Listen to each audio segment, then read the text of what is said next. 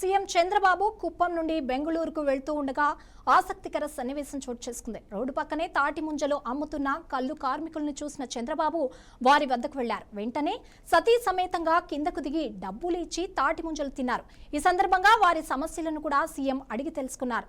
తన దగ్గరికి సాక్షాత్తు సీఎం రావడంతో ఆ కల్లు కార్మికుల ఆనందానికి పట్టపగ్గా లేకుండా పోయాయి.